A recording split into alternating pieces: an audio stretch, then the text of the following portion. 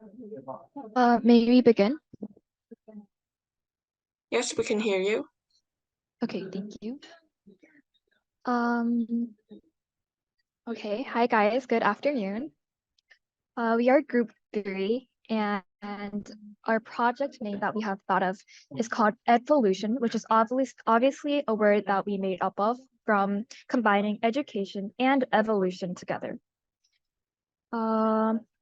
And our small title is Pioneering Partnerships for Educational Transformation. Next slide, please.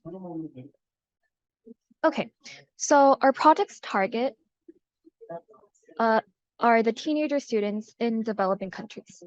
And our objective is to tackle down the inequality of education.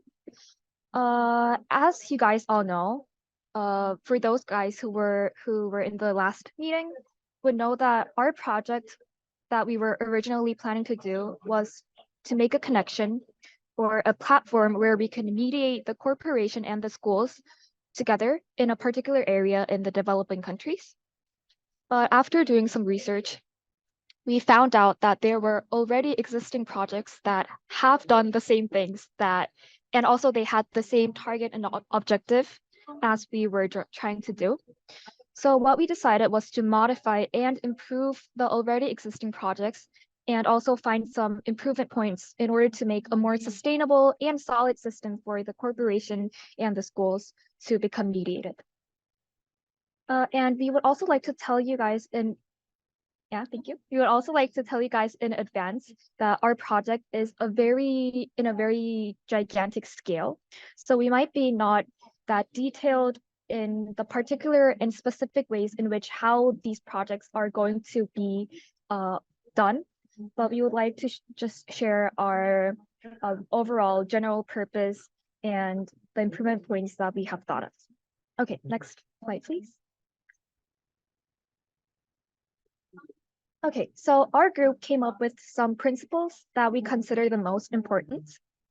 We have organized it as the 2 methods. The first one is to maintain the framework of the existing and similar CSR projects that creates partnerships with the corporation and the educational institution. In this case, the educational institutions can be like a public school, or it can be a private school. It can be a school that the corporation had made itself, or it can be public educational institutions that were already existing in that particular area of the developing country. So by using this method, we are going to tackle down the inequality of education by solving the existing problems created within the similar projects that were already undergone. And secondly, and also the most important purpose and our method is that we are not only going to try to enhance and balance the quality of education worldwide, but also we are surely going to guarantee the expected profits and the gains to the participating corporation. Next slide, please. So to introduce you guys briefly to the preceding projects. So the projects that were already done by the previous corporations. So these points are the aids or the supports that the partnerships that the corporations had made to the local schools or to other educational institutions. They're mainly based on financial aid, which were philanthropic, which means that they just gave out money to the students or to the institutions itself. And also they try to provide enough accessibility to technique and the infrastructures. And they also provided teacher training and professional development and etc., such as making curriculums for the students in order to have a decent amount of study amounts and so on. Next slide, please. So these were the pictures of the Microsoft. They were also in the partnerships with I remember, as far as I remember, it was Kenya in Nairobi. In a city located about 2 hours far from Nairobi, so it was a very small town.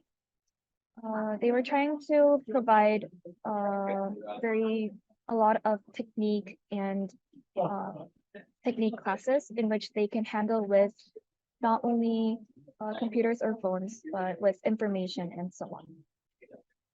Next slide, please.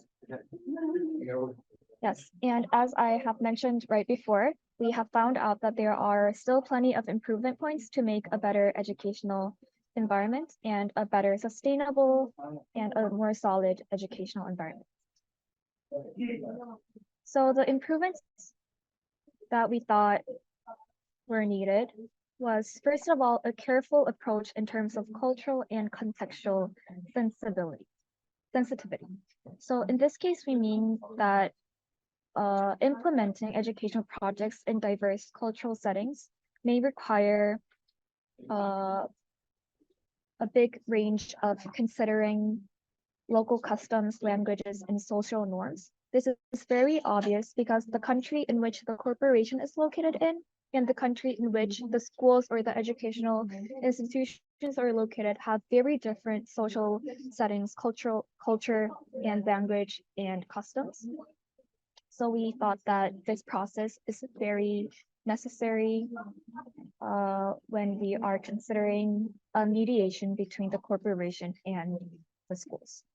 So neglecting these cultural factors could lead to communities resisting the projects or being passive when accepting the provided education and curriculums, which is not very effective compared to the time and effort and money in which we are putting in. Next slide, please. And the second improvement that we thought would be needed is a systemic monitoring and evaluation system. We thought that a systematic monitoring and evaluation system is crucial to keep track of the progress, outcomes, and also the problems or issues that were occurred during the progress stage. And in this case, we mean that we want to make a double checking process to solve the problems caused in the progress that has been done. Okay. Thank you very much, Hyunjin. And my name is Songjun, and I will continue the presentation. Before I start, I want to say that unfortunately, for personal reason, I couldn't turn on my camera, so I hope you guys understand. And I'll continue the presentation. So next, we will talk about some different ways and methods that we can use to improve the current situation. Next slide, please. First, we can make use of the community scorecards. This is an effective method as it allows people within the community to take part in the overall process. Citizens can freely participate in the evaluation and examination process.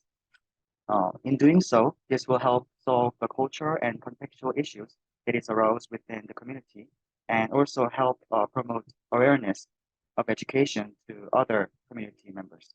Thus, through the help of community scorecards, we can have more people to be sensitive and knowledgeable about what's happening in our education industry. Next slide, please. Now let's dig in deeper and think about how to design an actual scorecards. There are quite a few elements to include, few categories. First, scorecards should provide objective of education, then expected outcome, infrastructure development, quality of the teacher, and student performance.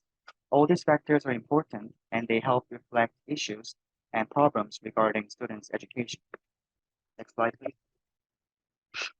Next, after utilizing scorecards, we should spend some time to collect positive and negative feedback and responses and use them to come up with reflection. The way to do this is through survey responses. We should collect feedback mainly through survey, provided that sufficient information is guaranteed beforehand.